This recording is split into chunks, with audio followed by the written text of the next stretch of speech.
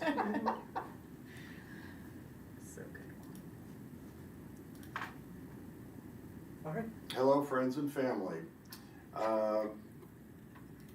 Dan Lindsay here for the record and opening and calling this meeting to order. Reading our announcement, this is a public meeting subject to public meeting law, and it will be digitally recorded. Deliberation of issues will only be conducted by this committee's policy committee members unless permitted by the chair. Remember to always state your name for the record. For cases dealing with denial or revocation, only information contained in the staff report can be considered once the staff report is adopted. Assumptions, outside knowledge, or personal experiences should not be included in any discussion. And individuals who engage in disruptive behavior that impedes official business will ask to be stop being disruptive or leave the meeting. Additional measures may be taken to have disruptive individuals removed if their continued presence poses a safety risk to the other persons in the room or makes it impossible to continue the meeting. I will call for introductions. Of course. When I call on you, please state your name and who you represent for the record. We'll start with you, Chair Lenzen. Dan Lenzen, Chair of this Private Security Investigators Policy Committee, business owner and private security. And up next, virtually, we have Member Berg. Good afternoon, Ken Berg, representing the manufacturing industry down in Medford, Oregon. Member Krieger. Good afternoon, Scott Krieger, employed by Northwest Natural, representing businesses that contract with security. Member Flaw. My name is Ed Flaw. I'm the representative for alarm monitoring. I'm the corporate trainer up here in Beaverton at First Response. Thank you. Member Nakasone. Good afternoon, Nate Nakasone, unarmed representative. And I believe we have Member Schultz online as well. Good afternoon, Matt Schultz, healthcare representative based out of Portland, Oregon for Legacy Health. Member Snyder. Helena Snyder, and representative of private investigator industry. And Member Stone. Member Stone, can you hear us? Mentality. Thank you. Can you hear me? I'll go first. Juan Lopez, Executive Assistant, DPSST. Would you like to go next? Emma Detweiler, DPSST staff. Carissa White, DPSST staff. Susie Herring, DPSST staff. Marie Atwood, Professional Standards Director, DPSST. Jennifer Howell, DPSST. Michael Holsapple, DPSST. Back to you, Chair Lenzen. Excuse me. So move right along. We have a fabulous introduction of the process that we are going to be doing today from Susie Herring. One moment, Chair, sorry, did you say? I saw Rob coming in. Okay, do you want to give it just a few seconds because he is a new member and it would be beneficial for Yeah, him to stand hear by. it. Okay. Stand by. Mute yourselves. Did you say approve minutes? Oh yeah, we could approve minutes at any time. All right, yeah, we've got a quorum. That's great. So yeah, that's what we will do. We'll move on to. Has everybody had a chance to read the minutes? Anybody need time to go read the minutes? Oh wait, I'm joking. Anyway, I would like to get somebody to make a motion to approve the minutes. And that's just by consensus. By consensus. Ken Berg for the record. So for minutes, this is Marie Atwood for the record. For approval of minutes, all we need is consensus from the group, which means it's more of a, if anyone has an issue with the minutes, chime in now or forever hold your peace. As she said. Oh, your name text right there. Where's it? Yeah, perfect. Travis, we're introducing ourselves. Sounds good. You guys already introduced yourself? Yeah. All right, well, my name is Travis Ralph. I've been in private security for about 5 years, and I'm excited to serve the board and to hopefully make positive changes within the state. And you're representing? What's that? And you're representing what arm of our policy committee? Say that one more time? You are armed? Yes. Yes, sir. You're representing the armed segment. Just confirming. Okay. So, catch up, we've done introductions, we've read our announcement, and now on to meeting procedures. Thank you, Chair. I thought today would be a good day to go over just the procedures for the committee reviewing the civil penalty cases. We have two new members, Member Ralph and Member Blah, and there are probably some other members that have not reviewed civil penalty cases before. And so I thought I'd take a moment just to kind of walk you through what that process is and what your role is as a committee member when you're looking at that. So you, as other committees with DPSST, you will see that some look at revocations or denials, and this committee will not look at those types of cases for private security. You will look at cases relating to civil penalties. And those are a result of an investigation that one of the compliance investigators has completed and found violations. We do work with those individuals to try to get them to come into compliance, whether that could be mitigation or stipulation process. And you're seeing the cases that neither one of those things have happened. So there's not been any mitigation, or there has not been any resolution through a stipulation. So when you look at those cases, they're coming before you and you're seeing the full civil penalty amount. So we may have a case that we're looking at and we're able to go through a process called stipulation where we can either reduce or lower that penalty and have them come into compliance. But when there's non-compliance, the policy committee will review that for the full civil penalty amount and then make a recommendation to the board for the full civil penalty amount. And once that process has been completed, then that individual will be imposed that full civil penalty amount. So it's not the committee's role to look at whether or not you want to lower it or add more to it. It's just the total amount that you're seeing today. So you're provided with two cases that had civil penalties, which both coincidentally were Carissa White's cases, and you will see that there were violations and they're listed the OAR that the individual had violated, and then you're going to look at some materials and conduct that occurred during that investigation, and then we'll also provide you any relevant information that may help you make that determination. But once we discuss that, then it goes to the committee to maybe certainly ask any questions of the investigator if you do have any questions, and then we want to adopt the staff report. Once you adopt the staff report, and that's made by a motion and a second, and then a vote to adopt the staff report, then there is also just some further discussion if needed. You wouldn't want to adopt the staff report if you felt that there wasn't enough information or evidence for you to make a decision today. And the decision to adopt the staff report discussion then leads to whether or not this committee wants to take action or no action. So that would be the final motion, that you would make a motion to take action or take no action. And that would be the imposition of the full civil penalty amount, and then it would go before the board at their next scheduled meeting. And that's pretty much it in a nutshell. Does anybody have any questions? It looks like Ken Berg's hand is up. Yes, Ken Berg for the record. Thank you very much for the explanation. I just want to go on record that I don't know if this would be considered a conflict of interest. However, one of the witnesses in one of the particular cases, who is the lead officer on duty at the time when this investigation took place, I actually know. She worked for me many years ago. So I just want to make sure that this wouldn't be a conflict of interest and ask the board's opinion on what direction you'd like me to take. Shall I abstain from voting in that particular case, or shall I drop off the call? Or due to the time frame of how long it's been since that person has worked with me, there wouldn't be any conflict of interest. This is Marie Atwood for the record. I can address this question for the group.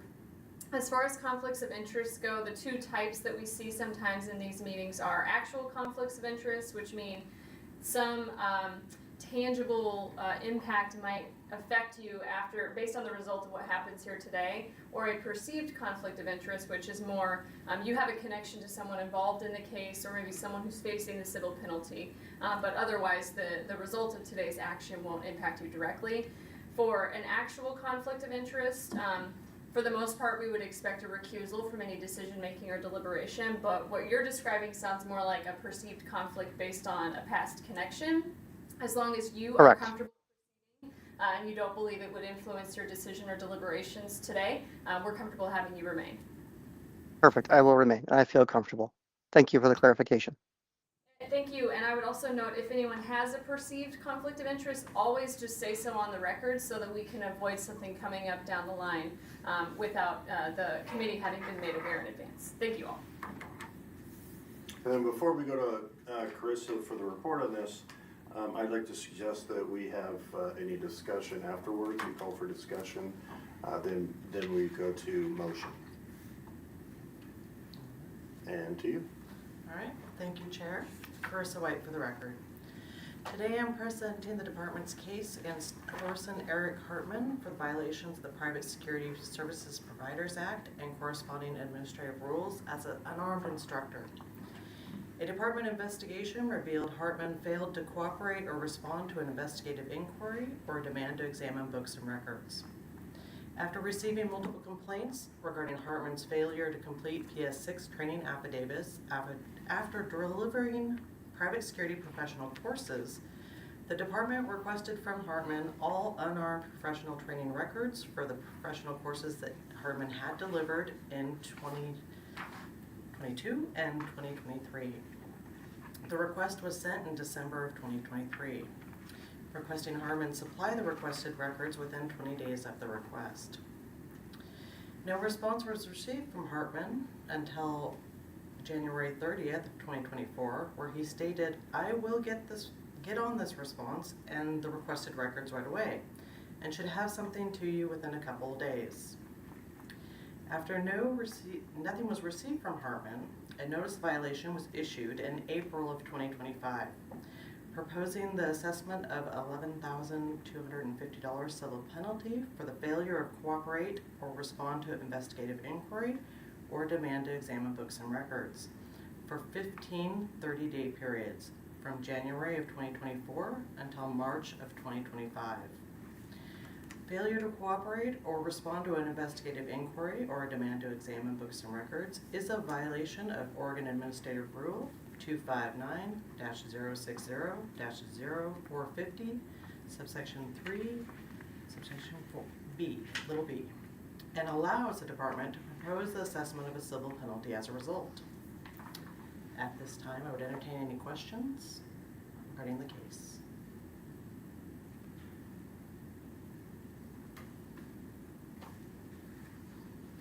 Helena Snyder for the record. It's my understanding that you still never received any type of communication from him even after the notice of violation was sent, correct? I have recently received records from him in July of this year after we had mailed a notice of preliminary notification of denial. Sorry, I didn't see that last sentence. Thank you. And then Member Nakasone. Nakasone, unarmed for the record. I just wanted to inquire about in the timeline, it looks like there's a gap of about a year from January 30th, 2024 to April 8th, just over a year, 2025. Is there anything pertinent happening in that time, or is that just is there a reason for that gap? Just working on other cases, hoping he would supply the records. And he did not. Nakasone for the record, sounds good. One more question on the response that he gave of giving or having it to you within a couple of days. Did he give a reason for not having responded to the first one? The timeline mentions that was the first time he had seen the request. Yes, that's what, it's within your packet, his email to me and from me. He basically indicated that he had not seen that email, and that was the first time he'd seen it, and he would get right on it. Understood. Thank you. I think I missed that in the attachments.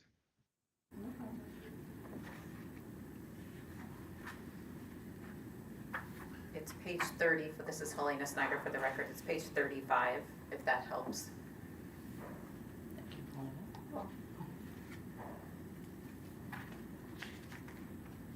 So assuming everybody's read all 50 pages of this report, thank you. That was pretty deep. Any other questions? Okay, fabulous. Does anybody need more time to read? Again, joking. That's a lot to read. We assume everybody came prepared. There's a lot of stuff in this report. Thank you so very much, and for laying it out for us. As far as procedure at this point, checking with all y'all, do we want to make a motion to affirm or not affirm? Is that where we're going with this? To adopt the record? Yeah. Yes, that would be the next step, and then discussion of aggravating mitigating circumstances. Okay, so we're asking for a motion to affirm or not affirm the report, correct? Kenberg for the record. I'll make the motion to affirm. Alex Stone, I second. Thank you. Thank you all for the very good questions. I appreciate that. Call for vote. Or we asking for any more discussion? Is that what we're doing? Is that what I heard from Marie? If you make a motion in a second for the adoption of the Then you gotta record, vote. then it's a Yeah. vote. Copy that. Call All for right. vote. Regarding the motion to adopt the staff report, Chair Lindsay, Aye. Member Berg, Aye. Member Krieger, Aye. Member Flaw, Aye. Member Nakasone, Yes. Member Ralph, Aye. Member Schultz, Aye. Member Snyder, Aye. and Member Stone. Aye. Motion carried.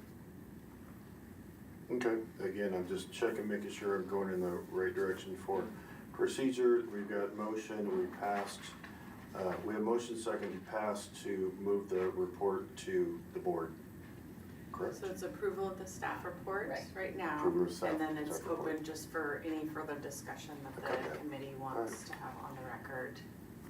Okay, so y'all know this, I'm making sure that, I wanna make sure that I'm doing this right. This is a little different than we've had before, which is Correct. very cool that we're actually got some meat in some of those that have been at the table here. I bet this is really interesting for all y'all. Any other discussions? Helena Snyder for the record, actually just maybe a general question, and I don't know if this is the right forum. As far as collection on the civil penalty, how does that go? I mean, and I believe it's a pretty significant amount, and so I was just curious to find out if there's a timeline or process. Sure. Sure. Okay. Susie Herring for the record. So we do entertain a payment plan if someone chooses to go on a payment plan, and we will typically manage it through our program if we're able to. If a person defaults on the payment plan, then it goes up to our business services office, and they monitor that for a 30, 60, 90 day. And if it defaults at that point, then it goes to Department of Revenue for collections. Perfect, thank you.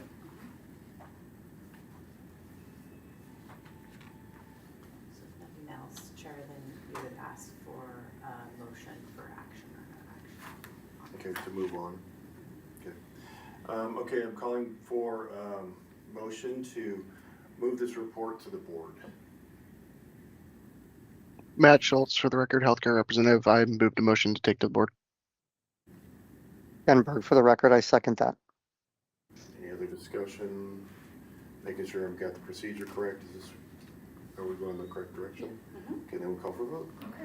All right, regarding the recommendation to the board of action or no action of proposed civil penalty, Chair Lindsay, Aye.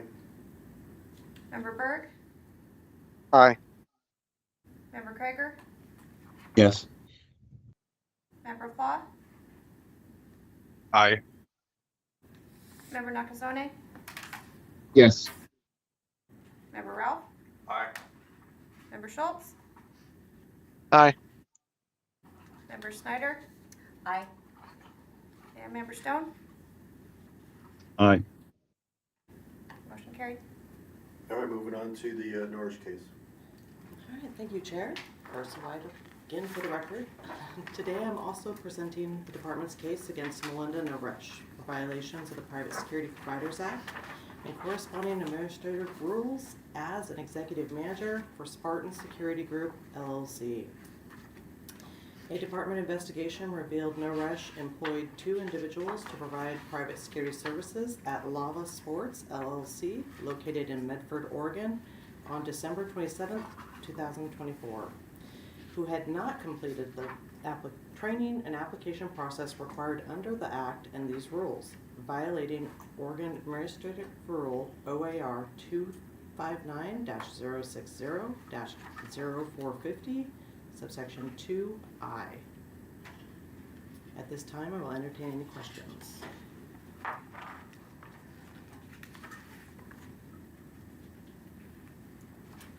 No questions?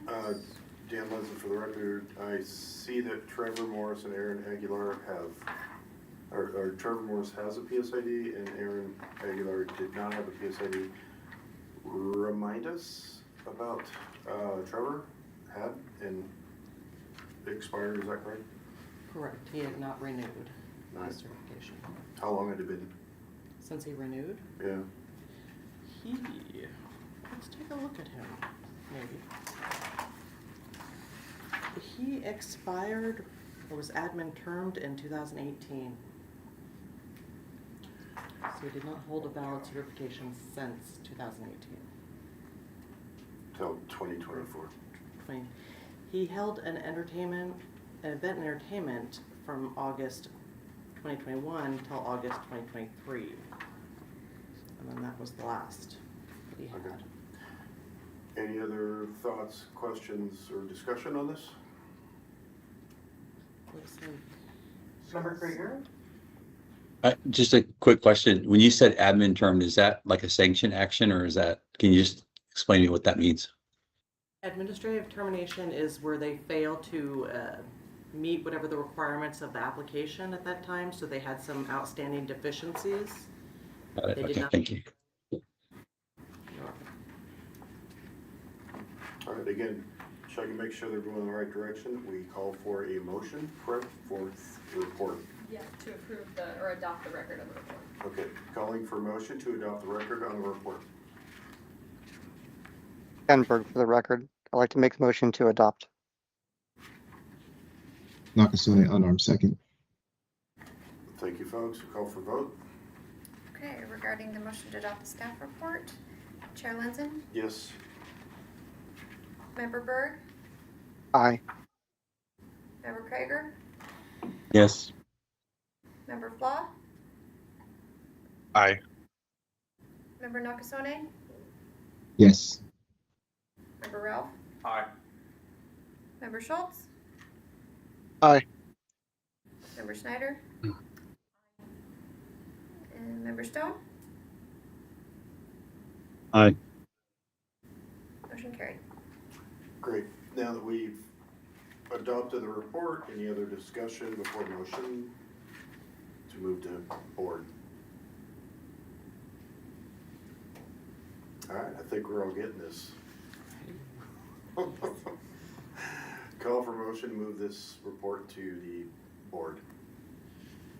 Matt Schultz, healthcare representative for the record. Move to the board. Helena Snyder, the second. Do we have any other discussion? Elena, have anything else? I do know. Okay. All right, call for vote. Okay, regarding the recommendation to the board of action or no action of proposed civil penalty, Chair Lenzen, Aye. Member Berg, Aye. Member Krager, Yes. Member Flaw, Aye. Member Nakasone, Yes. Member Ralph, Aye. Member Schultz, Aye. Member Schneider, Aye. Member Stone. Aye. Motion carried. Great, and in past, we've had department reports. Did you want to have any of those? Chair Lindsay, we will get to the agency report, but I think you have agenda item number 5. Oh, it's on the back side, I'm sorry. Oh, we've got that rule change. So if all y'all have been following along, and I'm just gonna give an introduction to this. We have had the administrative rule OAR 259-590010, and then 020, and then section 60, 10, 201, and 450. They've been at the forefront of conversations in the past year. Jennifer Howell is going to give us this report on. Thank you, Chair Woodson, members of the committee, Jennifer Howell for the record. So today we have some rule changes for you, centered around Senate Bill 300, which just passed during this 2025 legislative session. So effective June 26, 2025, Senate Bill 300 changes the Oregon Revised Statute, or ORS, definition for a private security entity. The definition of a private security entity is what DPSST uses to determine who is required to have a private security entity license. The changes that this bill made to the definition of private security entity mean that the licensing requirements will only apply to entities that provide private security services to other persons. This is commonly known as contract private security services. As a result of Senate Bill 300, DPSST identified 2 issues that needed to be addressed through rule changes. The first issue is the technical side of things, where we want to make sure that the definitions in our rules match the definitions that are in statute. And that definition is now in effect per Senate Bill 300. So looking to the rule changes that are in your memo on page 2, you'll see the first rule, Administrative Rule 259-059-0010, and this is the definition rule for the entity licensing program. The rule change shows deletion of the term engaged in the business of providing private security, and amendment of the definition for private security entity to match that found in Senate Bill 300. The next rule is 259-059-0020, and DPSST finds that with the new definition for private security entity and deleting the definition of engaged in the business of providing private security, it's no longer necessary to include paragraph E from that section of the rule. So that's shown as the strike-through language. The next rule is OAR 259-060-0010, and this is the definition rule for the private security provider certification and licensure program. The rule change will delete the definition of private security entity from the rule division. We included within your memo as a reference the definition for employer, because this term remains and is applicable to the provider rule division 60.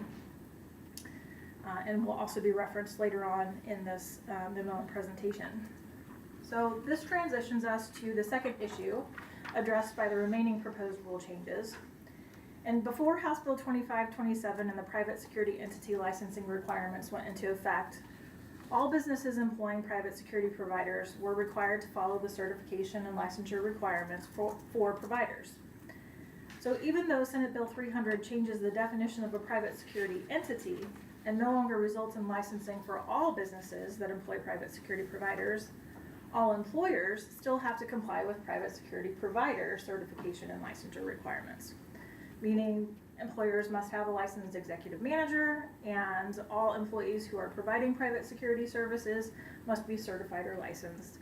And failure to comply with the provider certification and licensure rules may result in civil penalties. Some of you may recall that when the private security entity licensing requirements went into effect in 2024, DPSST made rule changes to transfer some employer-specific requirements about prohibited business names and that requirement to have a licensed executive manager. We transferred all of that language to Division 59, which was the entity licensing rules. So now that there are proprietary businesses and other employers that are no longer required to have the entity license, DPSST recommends restoring the language to Division 60 that had been removed previously. So you'll see that on page 4. This is a proposal to readopt. The rule number would be 25906000201. Before it was rule number 200, and that was repealed. We can't use the same rule number, so we're using the next number adjacent. It really kind of shows that we had this before, we're bringing it back. It's all the same content and information. So this reinstates the requirement for the employer to have the licensed executive manager and references that statute regarding prohibited business names. And then that final rule is Oregon Administrative Rule 25906000400.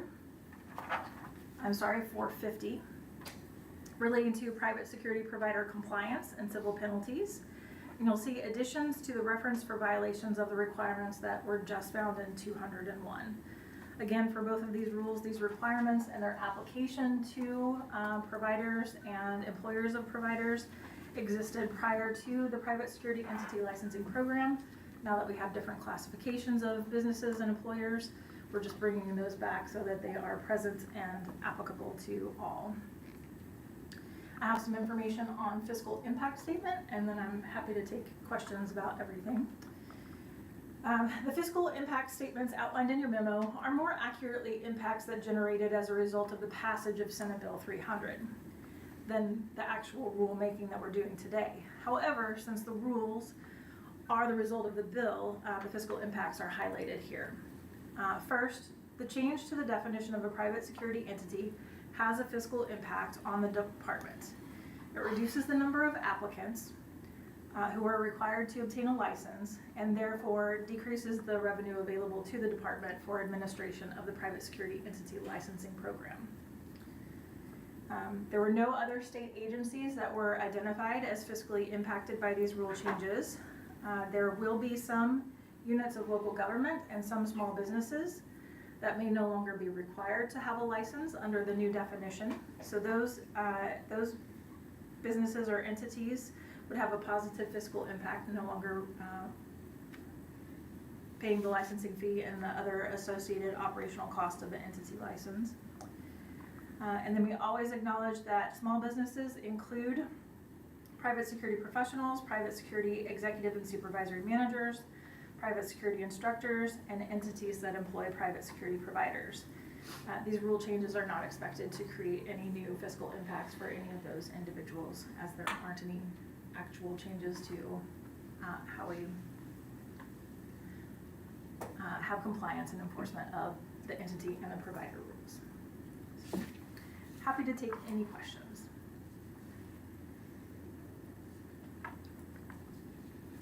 Helena Snyder, for the record, I didn't do my research on SB 300, and I guess I know from a year or two ago you spent a significant amount of time developing the private entity rules and that we approved of back then. Do we know what spearheaded the Senate bill to now kind of revert back to the old language? I'm just kind of curious because we spent a significant amount of time on this too, so. Certainly. Jennifer Howell for the record. So for historical purposes, House Bill 2527, that was a 2021 bill, and it went into effect January 1st, 2024, and that's the entity licensing program. And the way that that bill was written and interpreted and applied, it applied to anyone who employs a private security provider. So the professionals, the executive managers, supervisory managers, and instructors. So all types of businesses, from school districts to some governments to those who have their security in-house. So let's say a business like a Target or a Fred Meyer or another type of retail store that they hire and they employ people internally for their own internal security services. And then those who have companies that do the contract services for others. So maybe they're hired to provide security for a stadium or an event or something like that. So any employer of a private security provider fell under House Bill 2527. So all of those businesses were required to have a private security entity license. Constituents came forward to senators, representatives of the state, and asked for a change that would remove that proprietary aspect. And There were discussions on what was the original intent of 25-27, whether it was captured or not. But through the legislative process, it was decided to change that definition from being broad to just those that provide those who provide private security services to other persons. Thank you. I get long-winded. No, I think it's helpful, but I also think it's helpful for the refresher, as well as for those that are new that may not know, so, thank you. So backing up into Dan Lindsay for the record, 25-27, had a lot of folks get an entity licensure, and now some folks don't have to. What's the economic impact of the reduction? Broadly, Jennifer Howell for the record, and then if you want to add more to it, you're welcome to, Susie. Broadly, we're calculating that as we go along. So we know that it reduced the quantity by at least 50%, more likely a little bit more than that. So the number of applicants, and Susie may have numbers. I don't work in that department, so I don't have the numbers of applicants that we have. But it just, yes, it reduces by at least 50% the number of entities who are licensed in the state of Oregon. Sure, I'll speak to that, Chair. So as you all also remember, members, seen that we were doing a fee increase for the entities, and that was even with the projection of what the collective group was. So as you can imagine, peeling back half of that, it is really pretty significant for that program.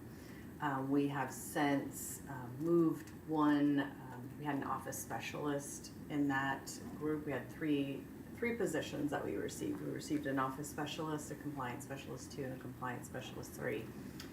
And we had moved one, the office specialist 2, over to the private security program to offset some of that even prior to us asking for the fee increase. We were unsure of what we were going to do with the 2 positions that we had. We have one individual that has taken work out of class within this agency in a different program. So we will have a little bit of cost savings with that. We do. So Michael, sitting here as he introduced himself, is running the show, so to speak, by himself. And we're broadly, as Jennifer said, we're looking to see what that is going to be. We were thinking probably about 300 if it's a go, as far as getting people into compliance. So it's a heavy workload for Michael right now, because when we originally had these conversations, we thought we'd be up in the thousands, like we'd have 1,000 entities. And then coming and doing a more thorough review of those, the numbers were going down. And then as the numbers were going down, when you eliminate a larger group such as proprietary, the contract group is significantly smaller. So we're still evaluating that. We have several that are in compliance right now, but we have several that are out of compliance. During my agency update, I was going to give some of the compliance checks that staff have been doing, but to report specifics, I think the last time I ran a report, we had about 170 plus that were licensed, but we have 300 and some that we're still looking through to find out if they require security certification, because we still have them in the system. We don't even know if they're active. So there's a lot of compliance efforts as well. So Michael's doing his best. He's done a lot of closeout for 2024. Those that did not come into compliance as required by that law will then be looking at moving for civil penalty to the board at some point in time based upon his investigations. But yeah, it's pretty significant for sure. And I could continue to report on that the next meeting to see where we're at with things in November. Sure. Yeah, let's do that. So, all right, this was a long and almost contentious at times conversation. many, many months ago, year ago, whatever it was. And so we added this licensure. We removed some folks. You answered why we removed some folks because of 300. We've been, and I'm just doing this in review. We've let all y'all know that the entity division is 59, and then the personnel is 60. So if that helps define it, it's a lot of words, it's a lot of stuff. But for the folks that like to read rule and statute, they are very helpful they are very helpful for you to answer to your constituents what all of this means, because all y'all are representing a lot of folks, and I'm just gonna say right now that number is at 24. Is that where we're at? Private security? What number? Sorry. Private security total in the state? About 27. 27, okay. Certifications. All right, so all y'all have a pretty heavy lift. I just want to make sure that we're very clear that all y'all are representing a lot of other folks. And sometimes we have to put our personal desires off to the side, but then also too, we can say why we're doing it if it's a personal deal. So the global mentality, I think, is really important where we're going with all of these things. So that was the proposed rule. Thank you, Jennifer. All y'all are just, it's amazing what you guys are dealing with right now. Anything else? So on page 6 of the memo, there are 2 action items. The first one asks the committee for consensus or any feedback on changes to the fiscal impact statements. And then the second action item would be the committee's motion, second, and vote on whether or not to recommend that the rule changes be adopted by the board. So we're asking for motion and second on the report first, is that right? No. No. So Maria, for the record, consensus, so just kind of the thumbs up or any dissenting comments would be made at that time, but just a general consensus on specifically the fiscal impact statement or lack thereof for this, kind of the acceptance of what our determination of the fiscal impact would be, and then we do the vote for moving it to the board. Okay, Yeah. and then, so we're calling for consensus. Any dissents? Is that a word? Sure, I think so. Today it is. Just use it 2 more times. Okay, Limp Bizkit reference. Anybody else have any comments on this? Okay, then we move to motion. Yes, so recommending the board approve the rule as we have discussed and heard about today. Okay, as said. Kenberg, for the record, I'll make a motion. Matt second. Schultz, I second. Was that Schultz with the second? I think so. Okay. Who had the second? Matt Schultz and Scott Krieger at the same time. I'll defer to Matt on that. He beat me to the punch. Okay, so regarding the proposed rule changes for the OARs 259-059-0010, 259-059-0020, 259-060-0010, 259-060-0201, and 259-060-0450. All right, Chair Lenzen Aye. and Member Berg. Aye. Member Krieger? Yes. Member Flaw? Aye. Member Nakasone? Yes. Member Ralph? Aye. Member Schultz? Aye. Member Schneider? Aye. Member Stone? Aye. Motion carried. Moving on to the agency updates then. Chair Lenzen, I'll go ahead and start. I've got quite the list. Just my references in case. Susie Herring for the record. So I'm going to give you a bunch of updates, some statistics, and feel free to ask questions as I go along. So I've got some compliance visit updates I thought I'd share with you. We have staff going back out in the field, which is wonderful, doing compliance checks, doing some really good meet and greets with folks, and also coming up with investigations as a result of that. And I was going to give you some quick numbers on that. We have so far done 26 this year. We did 6 in March, 4 in April, 3 in June, 9 in July, and 4 in August. And Michael Holsapple has actually been spearheading that and grouping some other compliance investigators to go along with him. As far as stats for the investigators, we had in the last, I'm going to give you what we call the last quarter. So this is going to be April, May, and June. And so that's going to be 78 complaints were received by the program. We opened 295 cases, closed 248 cases. 15 of those were unfounded or non-jurisdictional. Provided 635 individuals training, and that's both online that people utilize Workday as well as in-person trainings that DPSST here provides. And just for what it's worth, I like to give you guys the information on our call logs as well. So we had over 3,598 calls, which equates to 225 hours that staff are on phones daily. And then we had 93 walk-ins.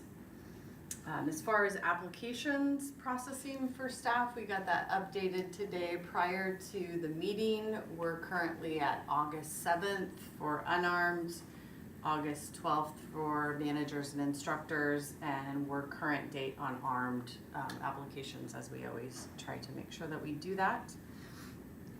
It's in the program we have had a couple of changes. So those of you that may have met or remembered Steve Huizenga, who was our learning and development specialist, he has since left the program and actually left DPSST.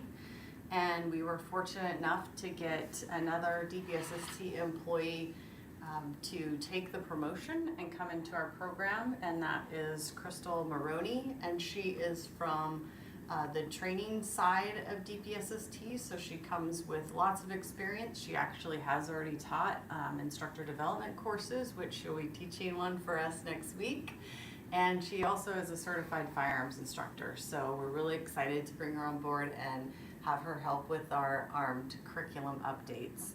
We also had the committee, I made you aware that Chantel had moved over to the fire program a while ago. We were leaving that position vacant, having a little bit of vacancy savings there, and now the need for that position was required for us to fill that, and we had Autumn Edwards promoted into that position, which she was an OS2 with us, processing like crazy, getting us caught up on applications, so she's done a wonderful job. So she promoted, and they both Crystal and Autumn started on August 1st with us. And we do have a current vacancy for the OS2 position that Autumn was filling, and we're doing hopefully the final interviews for that tomorrow.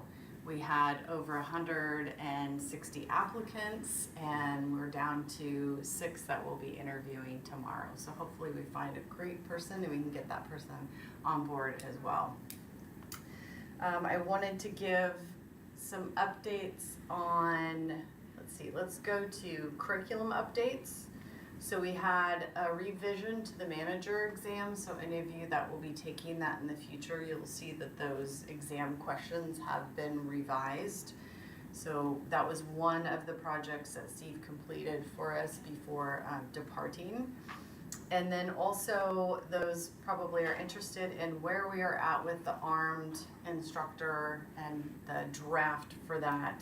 So what I currently have right now is a draft of the armed instructor or firearms instructor curriculum, and it includes instructor training information, classroom curriculum, and range curriculum.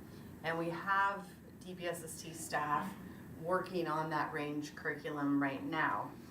And for those of you that may have listened to the board meeting, or maybe have heard staff talk about it prior to, we had to get the approval from the board to have a work group to get folks together to further discuss the curriculum and the rules that would relate to that and moving those forward kind of simultaneously. So we received the approval from that at the July board. So we will be recruiting for assistance with that work group. I just need to give Crystal a little bit of time to get on board and have her put some fresh eyes on what we have in draft form. I reviewed it myself. There is the curriculum itself is long, as well as an instructor toolkit. And the instructor toolkit was about 53 pages. The curriculum itself, I think it was about 160. But the way that it is formatted, I just wanted to kind of give you an overview of just the way that it was laid out as more of a lesson plan format. So we wouldn't have instructors technically like reading from a manual in front of a classroom, that they would be providing instruction with more detailed guide and structural approach to presenting the information during a lesson. And there's a kind of a key at the beginning of the curriculum, which includes some lesson points, includes some instructor notes, gives guides for specific tools that can be used, such as PowerPoints, corresponding PowerPoints, or maybe what to ask the student and maybe what you're expecting the response, or what we would expect the response to be, and maybe how to probe some of those questions.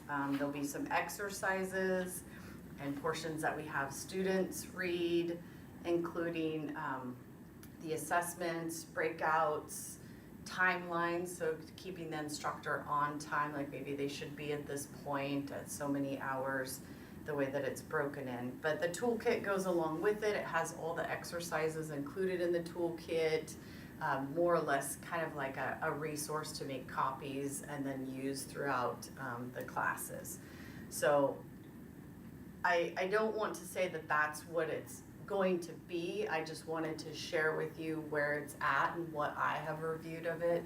I know that we'll get a work group together after Crystal has been able to put some eyes on it, and then call a group together and maybe look through that and make sure that that's the track that we'll be going. So stay tuned for more updates on that. And then once the ARM curriculum gets completed, then obviously we'd move on to the unarmed as well.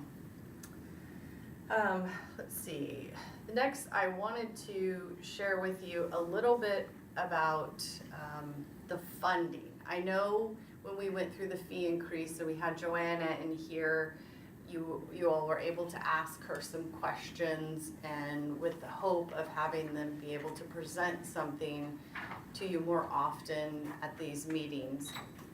And that individual and that manager actually both left this agency, and this agency has 2 new individuals in that position, and so they're getting acquainted with what we do here and what we need and what you guys would like to see. So I don't have anything tangible to show you today, but I did want to just speak to it a little bit to give you some information.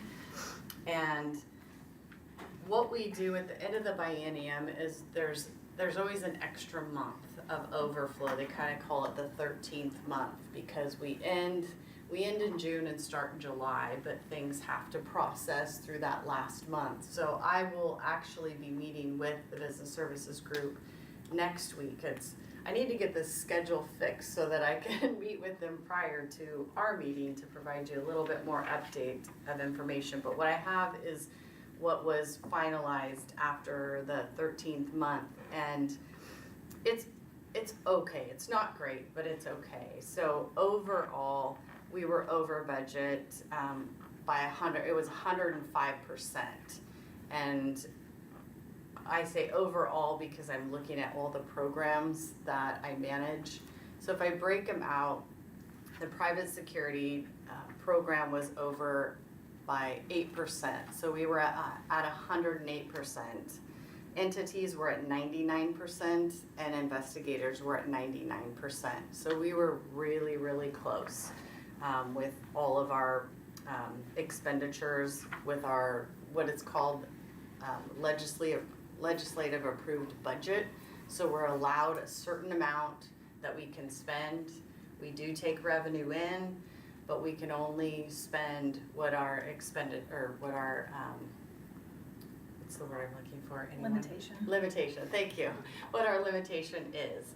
So that if we look at our treasury, we may have some money sitting there, but we can't spend it unless we increase our limitations. And so that becomes your beginning balance. But if you hear me telling you we were over, we don't have much of a beginning balance, or if any beginning balance to move forward with. So like private investigators had just over 6,000, entities had just over 4,000, and security had nothing. And ideally, they look at us having about a 3-month reserve to move into the next biennium to cover personnel costs until we get the projections and our revenues kind of catching up. So I wanted to share that with you.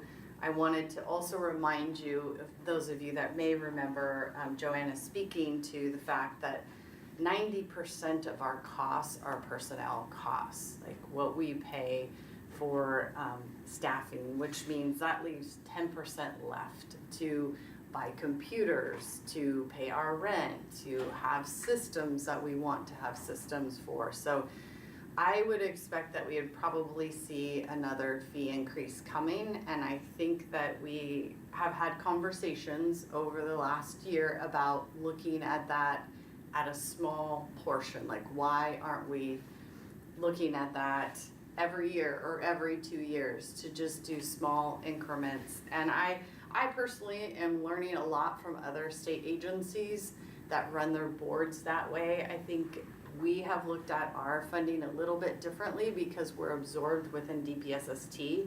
So as I said, we were over 8% in private security, but we're still open, we're still working, we're still here. And that's because we're part of an agency here, a whole agency that can kind of cover some of that to help get us by till we can kind of pay that back. The other piece I wanted to include as far as just statistical information, because it's something that you don't see, and hopefully all of this can be put into the report that we can provide in the future. But I just asked the business services folks to provide me with information regarding our DOJ costs. So anytime we do a denial or revocation or a civil penalty, people have the option for due process. So they can request a hearing, and then we use our attorneys, they represent us, and they can be represented or not. And when they exercise that right, we incur costs to that. And that is not only DOJ, but it was also Oregon Administrative Hearings. And it's not just, okay, we turn over the case and they start working on it. There's a lot of correspondence back and forth between staff, and they bill by the 10 minutes, anytime that we talk to them. And their costs, or their expense cost went up significantly, almost, I think it was 40% that DOJ costs went up. And so again, that's something that this program is gonna have to consider when we look at fee increases. So what I wanted to share was just, I asked business services, provide me that just for the last 6 months. So just since January of this year. And we've paid over $105,000 just in DOJ and OAH expenses, which is a lot. And so I wanted to make sure that that information was reported out. And as I said, I know this is important for you to hear this and see this as we move forward for potential fee increases in the future. So hopefully we can work with our business services partners and try to get something tangible that you can look at and see, rather than me just spitting out numbers for you. But I thought at the very least I would like to share that with you today. And let's see, I'm going to keep going here because I've got more. We are getting the PI subcommittee together. I sent an email to Helena, we talked, I reached out to the 2 other individuals that are on the subcommittee, and we're trying to compile an agenda, and then we'll go ahead and schedule a meeting as soon as we are able. With the board meeting that just happened, as I mentioned about the board approving work groups, they approved another work group for us to get together for the private security entity. So as you know, the rules, as Jen said, were in effect as of 2024, and we were functioning. We've been flagging things that we potentially need to review, maybe make updates to rules, and get people's feedback. So we have one work group that will be starting probably next year, like first of next year, when we'll be able to do that. And then the other, those of you that were watching session, House Bill 2183, which is for individuals that get recognized for prior law enforcement experience to not have to take the basic professional courses, and that would be for alarm, unarmed, and armed, and they are able to take the refresher course. So that is there in statute now, but we don't have any rules to support it. So now that we have the approval for the work group, I will send out recruitments for that work group, and then Jen and I will get together and start working with those individuals to get some rules together, and those will come back to this policy committee for review. Let's see, project updates. This agency was approved to have an LMS. I'm not sure at what level our program will use it at all. Currently we're using Workday, so more to come on that, but we are looking at moving away from our current system called Skills Manager. So I have been visiting with different vendors just to kind of hear what they have to offer. One of them, I really was hoping that we would move to them because they had offered pretty much everything that we would need. And there wasn't a cost to the program, but the cost was put on the individuals that were applying. And so the cost, I mean, we'd have a setup cost, but the cost for the individuals when we first were having the conversation was each applicant would pay a $5 fee to apply, and that would cover the cost of the program. And as we talked and got further down the road, it came to $15 per application. And I just don't know that that's feasible for the industry, but be that as it may, we can have conversations when we get to a point of what our online costs could be. But I do have an upcoming one that DCBS here for another state agency uses. And so I'm meeting with that business on Friday. So more to come because we would like to get online submissions of applications for our constituents. Let's see, we have vacancies I want to remind you of. Please share with your friends. Anyone that's listening or watching online, we still have a retail representative vacancy.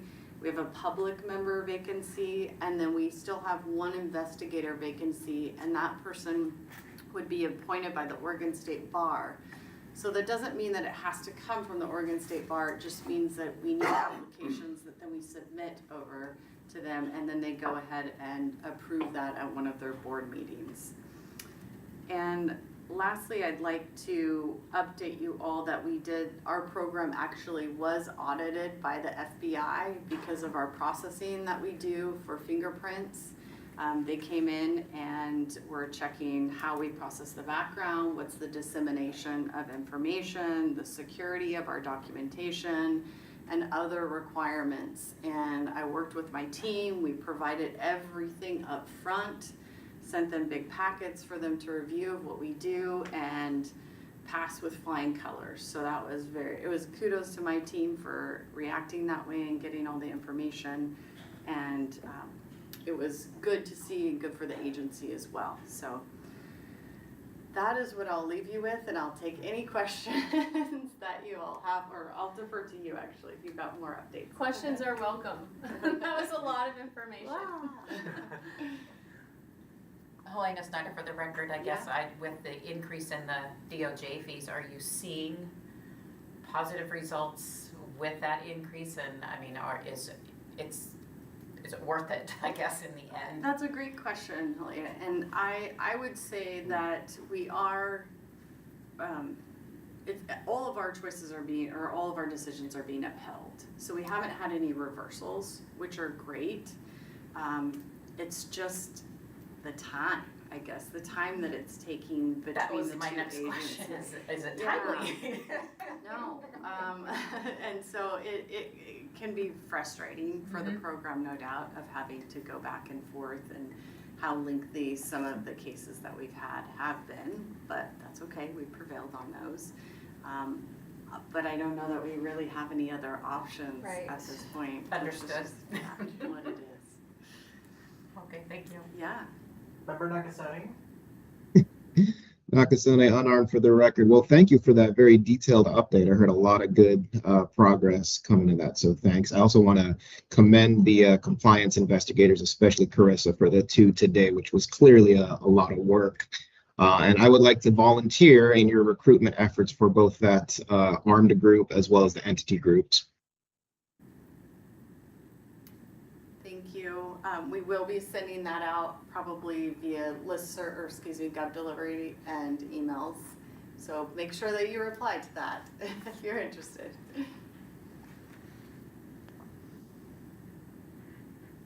Alex Dunn, Hospitality, and my daughter. I was wondering if I could make one suggestion, and I know we've gone back and forth on this. When it comes to fees, would it be possible to have a management fee that is a non-entity management fee? So these self-serve security entities, it's okay. The self-serve entities that are only providing security for themselves, if they could have to pay more for their management license than other companies, that might be an offset. And then again, I do like the idea of larger companies like an Allied. If there's an Allied, we could charge them by region. So if you have security guards in all regions of Oregon, we could break it up by county or zip code, and then also how many security guards they're employing, because that really comes down to resource management for y'all on your end. But whenever that conversation happens, I would love to be a part of it. Great, thank you. Without my daughter. Oh, Helena Snyder for the record. Because I don't know, I know you talked about the financial side and you don't have the numbers. I was just curious, given the PI fee increase just, took effect in February, if you haven't had any notice as far as people not renewing licenses or any slowdown that's different from, per se, last year this time? That's a great question. Susie Herring for the record, actually the numbers have sustained and have not gone up. Like, I looked at them right before a meeting and I was quite surprised. Yeah, we're over 1,000 for PIs right now. We average anywhere from 7 to 850. Good. So, yeah. Dan Lanson for the record, the DJ costs and hearings, $105,000 over the 6 months. Where does that come out of the legislative budget? That's additional. No, it comes out of our budget, Okay. but when the budget is created, sorry, Susie Herring for the record, when the budget is created, they look at our previous spending habits, if you will, and look at how much they should budget us for that. But when we go over it, then they're taking from other areas. So whether it be computers or supplies or things like that, they will have to take that to cover. That comes out of the 10%. Yeah. Okay, so fewer paper clips if there's more hearings. Yes, I get a lot of hand-me-down laptops around here because we're not able to purchase. So everybody online, hand-me-down laptops are accepted? No. Clean ones, okay. No, So just making us smile. Anybody else online have any other questions? How about good of the order? You guys, Nate, you started it. Good of the order for anybody?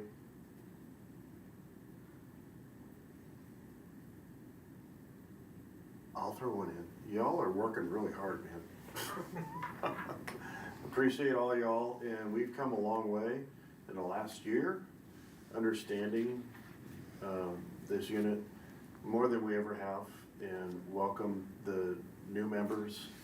And there's a lot of learning to be had, a lot of reading to be had, and by my count, 161 pages for today was the number of pages if we read them all. And then sometimes if you gotta read them again, that's even more for some of us who are the double readers. So appreciate all y'all. So any other?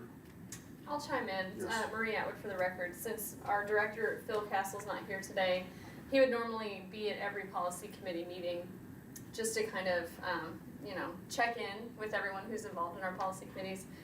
This will be my first policy committee with this group. I'm fairly new to the role of professional standards director, but I'm really excited to be here. I want to say hello to everyone, including everybody online. For those of you who I haven't met, I try to make myself as available as possible. That said, Susie's the one with all the actual answers, so anything you ask me, I'll probably just turn to her with. I would like to just echo what's already been discussed. This group does such an enormous amount of work for what is overwhelmingly the largest constituent group that we serve, oftentimes with little to no resources, especially budgetary resources. So I never cease to be impressed by this group in our office and all the efforts they put in. I want to welcome all of our new members to the committee meetings, and I look forward to working with everyone. And one last word on the DOJ piece of it. Those costs have gone up dramatically. The thing that I think I have seen, if anything, is just an increase in the number of people who want to take their cases to administrative hearing. So it's a little bit of a cyclical problem where DOJ is hiking up their prices because there are more hearings and we're getting more hearings, which is costing us more money. We do not have the option to not use DOJ or to not allow people to have their due process. So it can be really frustrating and a major crunch for us when we can never truly predict what those costs will be in advance, and we still have to try to do so when we are begging the legislature for money. So it is just one more reason to be impressed with the work that's done here at the agency and with all of our committee meetings and our boards. So that's all I have for today. Okay, pretty much amazing. Next meeting, right? That's where we're at on our agenda. Yes. Okay, our next meeting is November 18th at 1:30 here and online. So with that, I will